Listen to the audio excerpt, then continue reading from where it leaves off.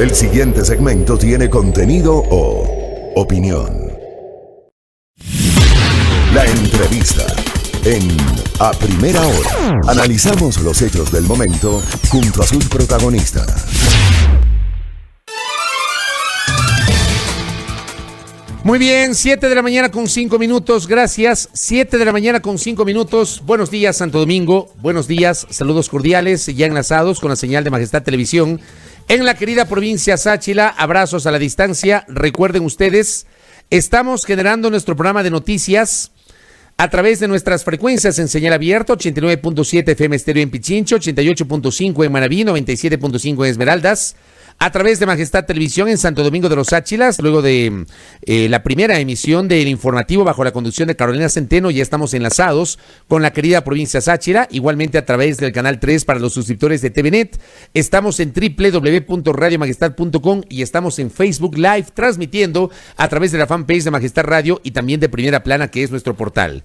Jacobo García está con nosotros, analista político, para justamente evaluar el momento y la coyuntura preelectoral que vive la República. Jacobo, bienvenido, ¿cómo le va? Buenos días, don Fabricio. Un saludo a ti, a Wendy, a Silrat, a todos los amigos y amigas de Radio Majestad. Y encantado de estar aquí. Todo bien. Correcto. Hoy sí peinado, ¿no? Porque ayer estaban preguntando si iba a salir peinado o despeinado el día de hoy, Jacobo García. Más bien estoy maquillado. Peinado no todavía. Muy bien. Dentro de una hora me peino ya. Correcto. Gracias a Jacobo García. A ver, hice un comentario hace minutos sobre lo de Álvaro Noboa. Un breve comentario, me faltó tiempo. Mañana voy a ampliar, digamos, haciendo un análisis sobre cuál ha sido la participación política de Noboa desde el año 98, cuando fue por primera vez candidato. Noboa ha sido 5 veces candidato, 98, 2002, 2006, 2009, 2013. No fue candidato en 2017 y hoy en 2021 quiere buscar la 6ª candidatura Álvaro Noboa.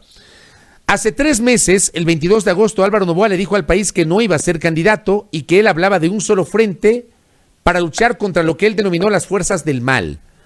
¿Por qué 3 meses después, Jacobo García? ¿Qué piensa? ¿Cómo asume Jacobo García que 3 meses después Álvaro Noboa decide dejar de lado esa declinación inicial y registrar su postulación presidencial a través de un movimiento que estuvo a puertas de ser eliminado, que es Justicia Social? Jacobo. Bueno, buenos días, Fabricio, y gracias de nuevo por la invitación. Bueno, yo ayer trataba un poco de hipotetizar, reflexionar un poco al calor de los acontecimientos, ¿no? Para explicar algo que creo que a todos nos ha pillado un poco de sorpresa, ¿no? Y yo digo que se me ocurren solo 2 formas de responder a esto, ¿no? La primera es haciendo este recorrido histórico que tú acabas de mencionar, es decir, sabemos que estamos hablando de un personaje que ya lleva varios años y décadas intentando ser presidente del Ecuador y sabemos que está encaprichado, en cierta forma, para lograr este objetivo. Entonces, por este lado, desde la visión personal, desde el capricho personal, no parecería tan raro que esto haya sucedido y más bien sería una continuación de... Le eliminaron el movimiento hace unos meses, pues ha tratado de colarse ahí por uno de tantos movimientos que, como hemos hablado contigo, Fabricio, realmente no representan a nada o a nadie en el Ecuador.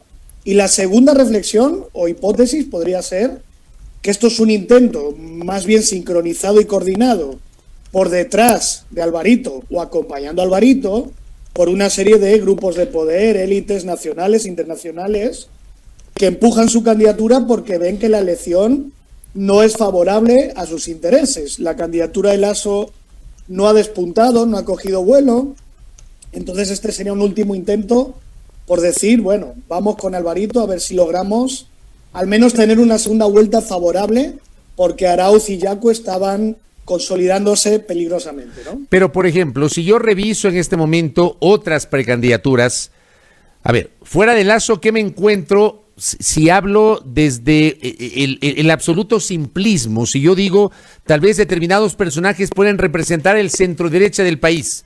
Menciono a Isidro Romero Carbo, o sea, luego de Lasso digo, menciono a Isidro Romero Carbo, tal vez a Guillermo Celi del partido Suma, por mencionar 2 ejemplos que se me vienen a la mente en este momento. ¿Por qué no apostar por esas candidaturas? ¿Por qué apostar por Noboa que ha estado fuera? Bueno, porque creo que Noboa, para el contexto actual y con los propios atributos y características del propio Noboa, es el que puede marcar la diferencia frente a esos nombres que tú has mencionado. En el caso de Isidro Romero, por ejemplo, ¿no?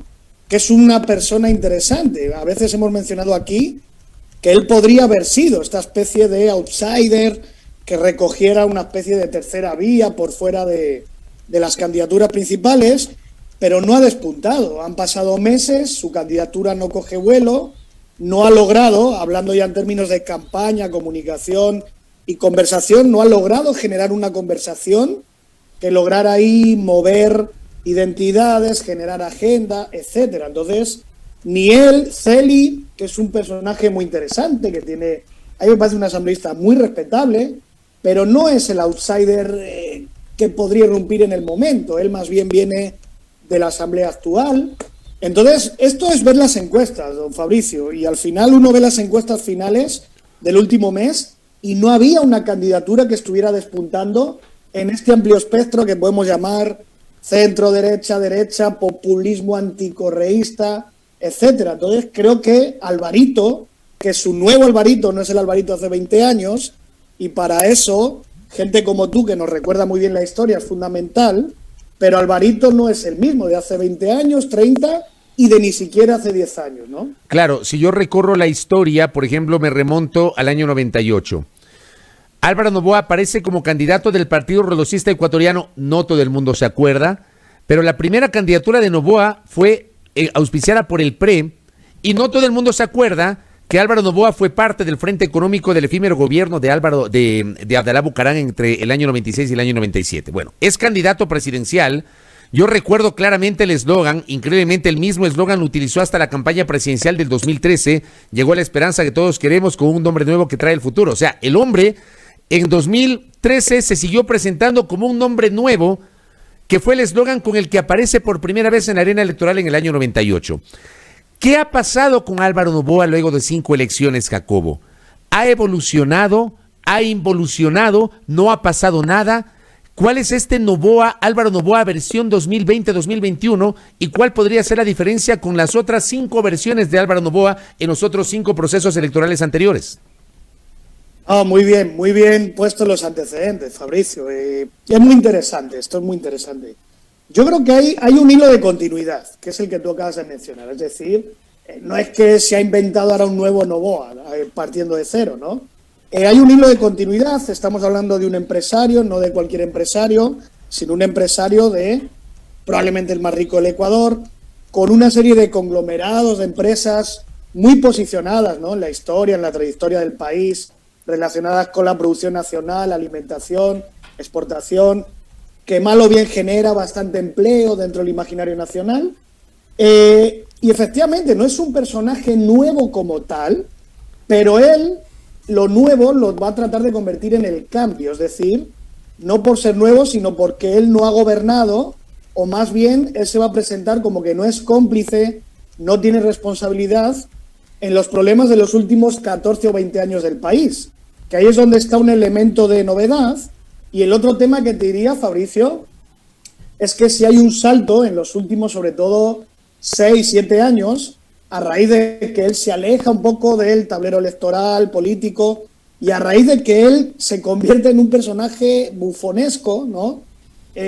A través de los memes, de los videos, de estas cosas que él empezó a generar humor, interés, conversación. Entonces, a través del humor, que es lo que yo reflexionaba el otro día, se genera acercamiento con la gente y da la oportunidad de generar un nuevo posicionamiento como líder en torno a un nuevo proceso electoral. Y aquí, si quieres, podemos desarrollar cómo esto se hace relevante ahora y no antes, ¿no? Sí, pero ahí, por ejemplo, Jacobo García decía, Álvaro Noboa podría presentarse como, sí, no es un político nuevo, pero no tiene nada que ver, por ejemplo, con las dificultades matizadas por la política en los últimos 3 años, 5 meses y pico, en el gobierno de Lenín Moreno, que creo que termina siendo un talón de Aquiles, tanto del movimiento Creo cuanto del Partido Social Cristiano, que han recibido constantemente acusaciones de que han cogobernado con el presidente Lenín Moreno. Álvaro Noboa podría exhibir que no, él no ha cogobernado con Lenín Moreno.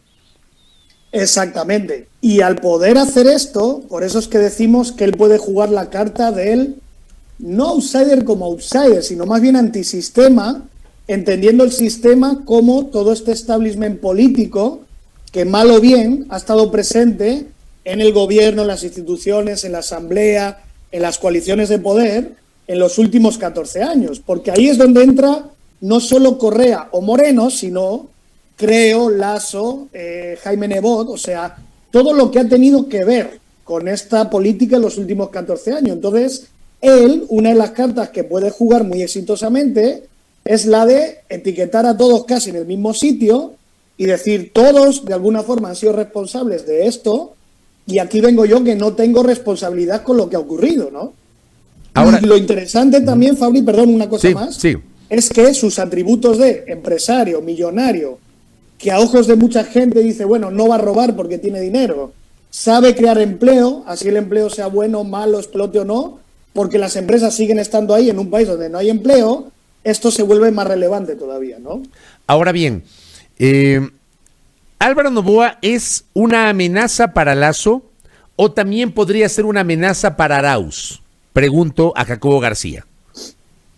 Para ambos. Te diría que más para Lasso, obviamente, porque Noboa de una le compite o le puede quitar votos en un espectro, en un nicho electoral más cercano a Lasso, es decir, en el sector anticorreísta cercano a, qué sé yo, una economía un poco más de libre mercado, abierta, ¿no? Del sector privado, darle importancia al sector privado, el imaginario del empresario que sabe crear empleo, que hasta ahora lo tenía ahí Lasso, pero ahora entra Alvarito, en todo este espectro anticorreísta que estaba buscando, como siempre, en los últimos 10 años, un líder que pueda vencer a Correa o que evite que Correa vuelva. Entonces, al que más golpeas a Lasso, que además hemos dicho que Lasso no ha estado despuntando en este tiempo, pero obviamente al patear el tablero y al poder llegar a un nicho amplio, a un nicho electoral amplio, también afecta a todos los demás. En el caso de Arauz y Yacu, les afecta porque Noboa puede llegar a un electorado amplio, no ideologizado, pauperizado, excluido, apático, alejado de la política, cabreado con todos los políticos, los de ahora, los de antes, los de Correa, los del anticorrea, y de esta forma ese sector que está ahí alcanzable, flotante, que va a decidir las elecciones, puede ser que Noboa, con este nuevo liderazgo y esta forma de comunicar, llegue más fácil que Yacu o el propio Arauz. O sea, por ejemplo, aquí, con esta reflexión, Jacobo, lo que podríamos pensar, citando esa famosa frase que se convirtió en meme y citando esa famosa frase utilizada por Guillermo Lasso en 2 ocasiones, en un Zoom y luego en un evento público el último fin de semana, el yaque, usted ya sabe lo que sigue, ¿ah? Citando eso, Jacobo. Totalmente. ¿Podría pasar eso? Pero totalmente. O sea, el yaque, ¿no? Uh-huh. Lo que sintetiza y refleja es, por un lado, este ánimo de ya no creemos en nada, estamos cansados, estamos decepcionados, el país está mal, ha habido corrupción, nada funciona. Entonces, refleja eso y refleja que como posible solución a este problema y a este ánimo es como darle la oportunidad finalmente al único que no ha tenido responsabilidad en lo que ha ocurrido. Ahora, así, así este único sea bueno, malo, mejor o peor. Aunque ese único, como bien lo menciona Jacobo García, y como me dice un oyente, sí haya respaldado, por ejemplo, la consulta popular del 4 de febrero del 2018, la que denominan el 7 veces sí. No, claro, a ver, yo estoy hablando de imaginarios, uh-huh, de cómo se va a presentar él. Esto luego, obviamente, no quiero decir que esto sea así, ¿no? A lo que me refiero es que esa es la carta que va a jugar. Lagunas vamos a encontrar muchas. Una puede ser esa, otra puede ser cómo se presenta bajo un partido de un señor que está condenado por casos de corrupción del propio gobierno anterior, del caso de Ebres, de los cuadernos, o, por decirte otra cosa, o sea, esta contradicción que tú has mencionado, de que se va a presentar como alguien nuevo, no político y todo esto, pero yo he visto una foto ayer del año 96 con Bucaram, uh-huh, donde sale al lado de un Isaías, también estas... Es que eran parte del Frente Económico.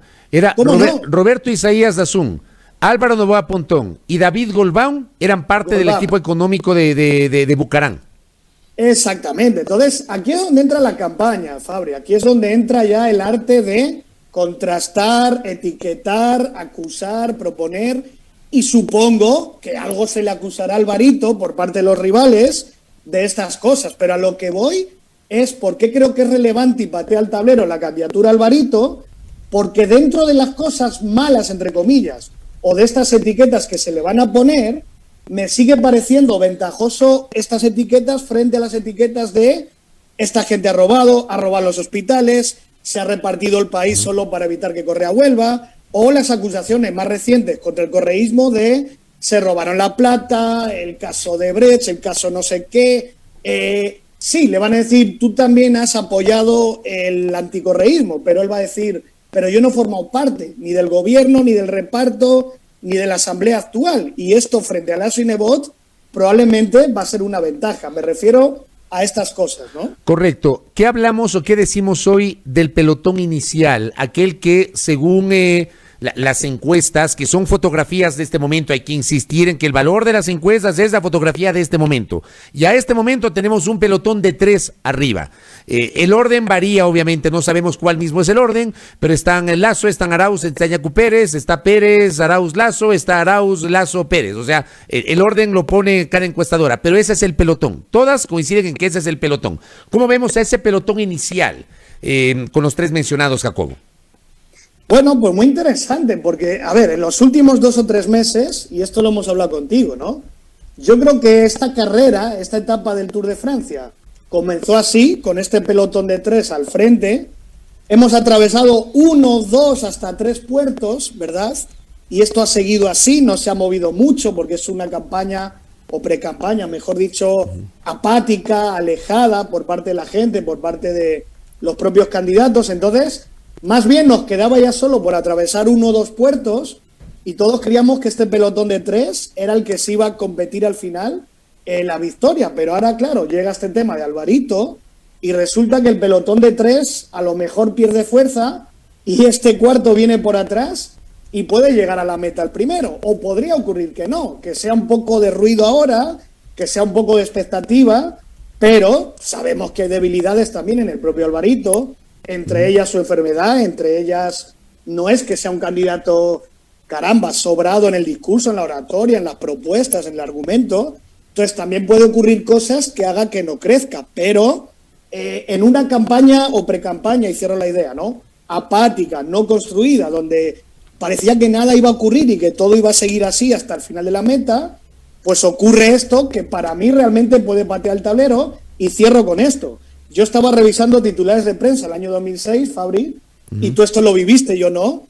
Y 1 o 2 meses después yo veía titulares, encuestas que decían Roldós primero, Cintia Viteri segunda, como que ponían este pelotón que estaba ahí en cabeza, y luego resulta que Alvarito y Correa, que aparecían por ahí detrás, son los que llegaron primeros a la meta. Claro, entonces, un mes y medio antes de las elecciones del 2006, León Roldós seguía primero en las encuestas. Bueno, y pues terminó quinto. Este es nuestro querido Ecuador. Aquí te despistas una semana o 2 y todo ha cambiado. Así que hasta febrero no vamos a saber lo que ocurre en nuestro querido país, Fabri. Correcto.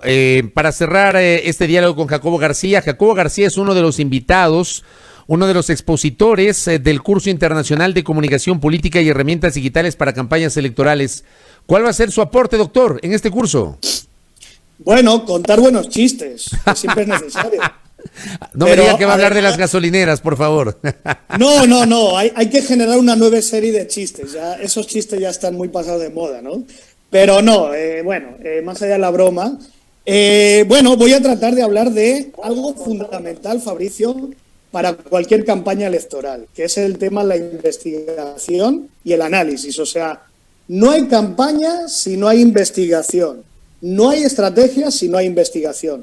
Cuando hay campañas, cuando hay estrategias que se hacen sin investigación, pasan cosas tan rocambolescas como las que hemos visto ahora, donde los candidatos, los equipos de campaña, no logran conectarse con la gente. Así que hablaremos de esto y, sobre todo, viendo la campaña como algo multidimensional. No se trata solo de salir a hacer spots, como lo de Galo Lara, que hablamos una vez contigo, ¿no? De voy a hacer de Rocky aquí con el spot, sino de cómo converso con la gente, cómo me conecto con sus problemas, cómo visibilizo los problemas de la gente y cómo un candidato puede convertirse en un defensor de los intereses de la gente. Esto significa entender las redes sociales, entender la sociedad, entender el territorio, entender un mundo que cada vez es más complejo y más flotante, y si no lo entendemos no habrá campaña exitosa, ¿no?